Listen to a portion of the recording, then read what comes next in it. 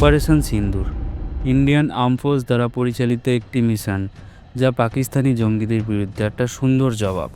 Operation সিন্দুর এই নামটিই কেন রাখা হলো? 22 এপ্রিল 2025 ভারতের স্বর্গ কাশ্মীরের পায়েলগাঁওতে ঘটা সেই মর্মান্তিক ঘটনা, যেখানে পাকিস্তানি জঙ্গি হামলার ফলে 28 জন পুরুষ প্রাণ হারায় এবং বেছে বেছে শুধু পুরুষদেরই গুলি করা হয়, আর মহিলাদের ছেড়ে দিয়ে বলা হয়, জানিয়ে দে তোদের সরকারকে। এর জবাব দিতেই ইন্ডিয়ান আর্ম ফোর্স পরামর্শ করে সেই সমস্ত শহীদ ও মহিলাদের মাথার সিঁদুরের দাম নেওয়ার জন্য এই মিশন পরিচালিত করে, যার নাম রাখা হয় অপারেশন সিন্দুর।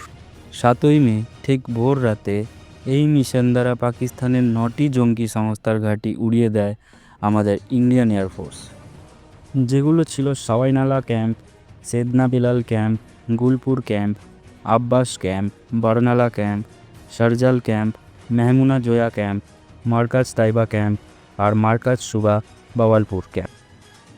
এই মিশনের মাস্টারমাইন্ড হলেন কর্নেল সোফিয়া কুরেশি।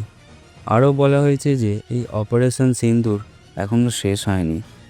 সেই 2008-এর মুম্বাই অ্যাটাক থেকে শুরু করে 2019-এর পুলওয়ামা অ্যাটাক, এখন 2025-এ পাহেলগাঁও অ্যাটাক, একের পর এক নৃশংস জঙ্গি হামলা চালিয়ে যাচ্ছে এই পাকিস্তানি জঙ্গি সংস্থাগুলো।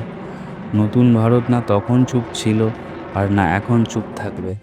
পাল্টা জবাব দিতে জানে আমাদের ভারতীয় সেনাদল। জয় হিন্দ, জয় ভারত।